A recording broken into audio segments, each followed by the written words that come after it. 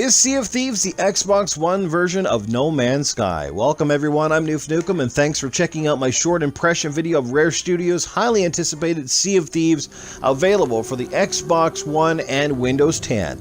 If you've ever wanted to sail the high seas as a larger-than-life swashbuckling pirate, now is your chance. Sea of Thieves is a very unique game with really nothing else out there quite like it. Its premise is very simple. Sail alone or with a crew and pillage islands for treasures and quests, all to raise your legendary pirate status. There's no princesses to save or convoluted story to make sense of. You just select a pirate, a ship, perhaps a crew, and make your own adventure. This is a highlight for those who don't wish to get caught up in storyline complexities, or for those who are just tired of games holding them back by a leveling system. It doesn't matter if you played this game for 100 hours or just 2, nothing really limits your experience. For others, lack of story-based progression system may mean that while the game is fun for a quick romp, it won't hold attention for many a long journey.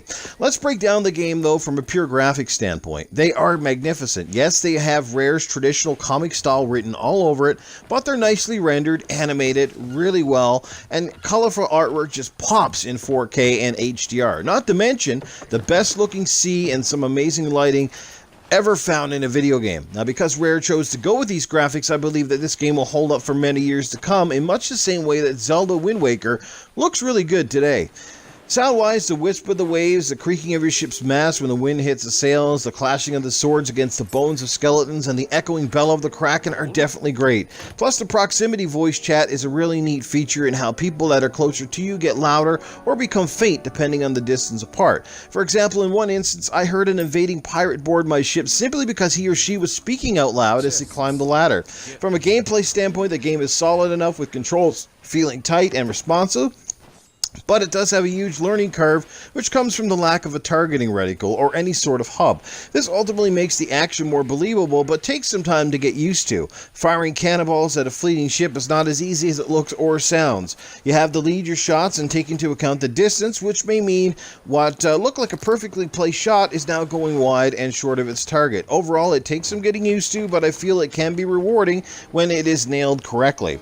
Now, from a technical standpoint, Sea of Thieves is very sound, but it lacks content, or at least truly surprising in a good way. I mean, for a game in development for 4 years, you would think that they would have been bustling with creatures, pirate ships, and things to do.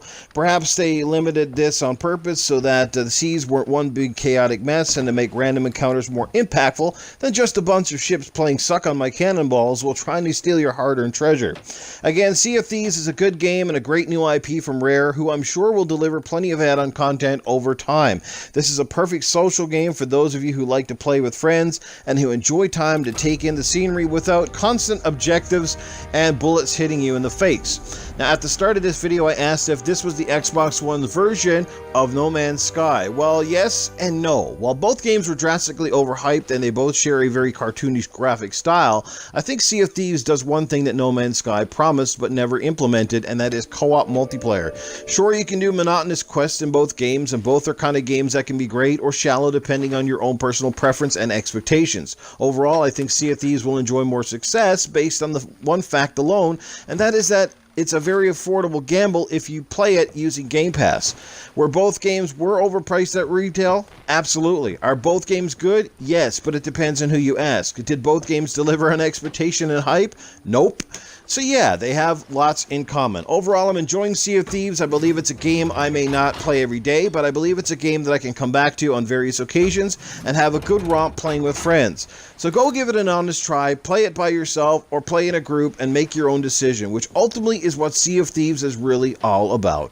If I had this game a rating, I would probably say 3 grogs out of 5. I want to thank you for watching this video of Sea of Thieves, and hope that you'll come back and check out more content. Please rate, comment, or subscribe. Thanks for watching.